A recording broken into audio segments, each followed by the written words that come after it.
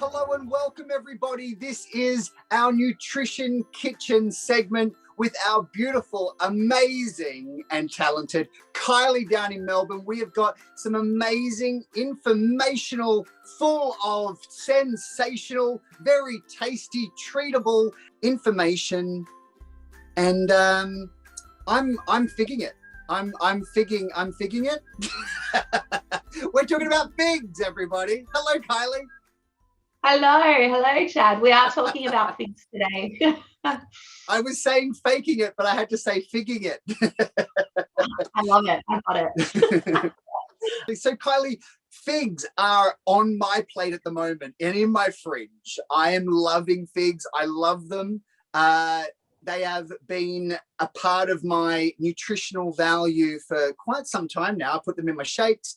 I put them in the oven and I get them all roasted up with a bit of ice cream. I do a whole lot of stuff with them, but that's all the tasty stuff. So nutrition, now that we know how good they taste, well, I know how good they taste.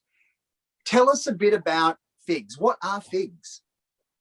So look, nutritionally, figs are pretty damn amazing. I mean, now's the months to be eating them. It's kind of that end of summer, autumn. So you will start seeing them around the fruit and veg suppliers. They are packed full of vitamin C. So we know that's a powerful antioxidant. So when we're talking about brain health and stress, we want to really eat up all those scavengers and reduce that kind of inflammation, which then has a really beautiful effect on brain inflammation and mental health and bringing that down. They are packed full of vitamin A. So a fat-soluble vitamin. Secondly, your B vitamins, B1, B2, B3, calcium, magnesium, potassium, and zinc. So they're all your big players in nerve health. So when we're talking anxiety, when we're talking fast-paced lifestyles, getting jacked up on coffee and trying to calm us down in the evening with, a little bit of meditation, these micronutrients are the ones that we want to include more in our diet. Okay. Well, the thing that stood out to me just then through all that amazing information was brain inflammation. So what is brain inflammation? Because I guess, talking about depression or stress or anxiety, I mean, we're all going through one or more of those things quite a lot over the last. What is brain inflammation? All things in the environment can trigger inflammation within the body. Right. Our metabolism and everything we eat, and then what happens afterwards triggers a little bit of inflammation. So environmental stress, oxidative stress, emotional stress.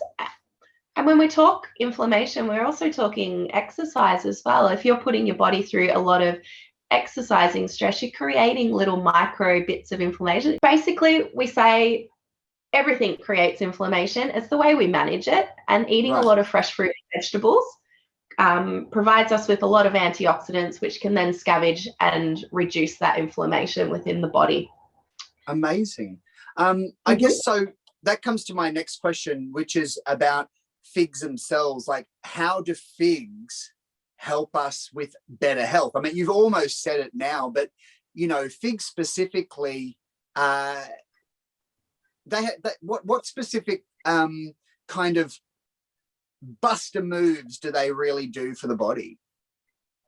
I think the major player is how high they are in vitamin C, and that vitamin C really being a big player, big gung-ho player in the oxidative stress scenario and really reducing that. Okay. I'm going to branch off for a little bit, and I'm going to talk about the difference between eating fresh figs and eating dry figs. Oh, yes. Okay, yeah. I think that's a really big one, because people that don't necessarily have access to fresh figs, will lean towards the dry fig option. And this is really important to check your back of labels, okay? So a lot of dried fruit, unless it's organic, contains a preservative called sulfur dioxide, which is a bit of a nasty, especially if you're sulfur sensitive. And even if you're not, it's something that you're consuming that you don't necessarily want to consume. Food manufacturing will say, well, we're preserving the fruit and the fruits. They're going to last longer. the risk far outweigh. Oh, sorry, the benefit far outweighs the risk. I don't necessarily agree with that.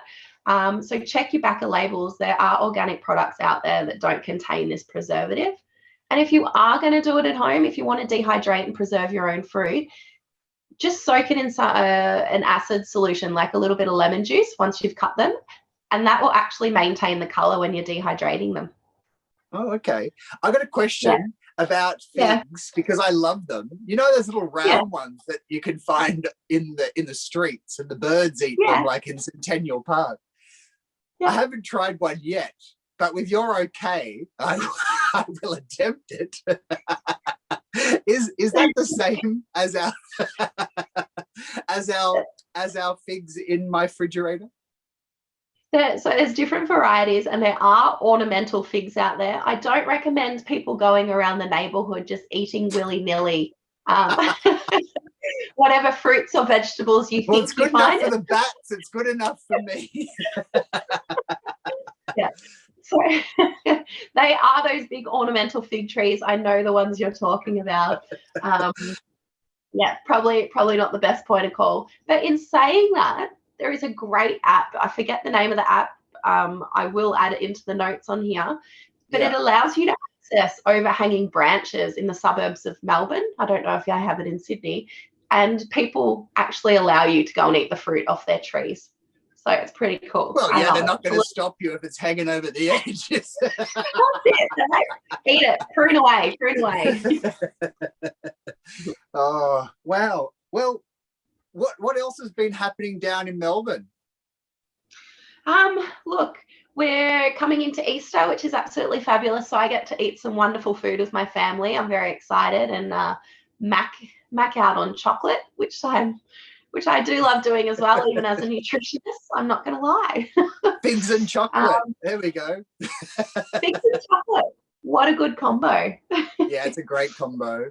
Well, thank you so much, Kylie, because you know, I'm really loving all the information that we've been sharing, and a lot of the stuff that you've been giving us over literature I've been reading, and it's been really, really monumental. As you can see, like I'm beefing up, I'm getting bigger, and more clarity as well. Like that's the most amazing thing about my nutrition change. And what I'm really happy about with this interaction in the Nutrition Kitchen is everyone at home or wherever you are, you're actually going to see how nutrition changes people by watching me evolve over this particular site.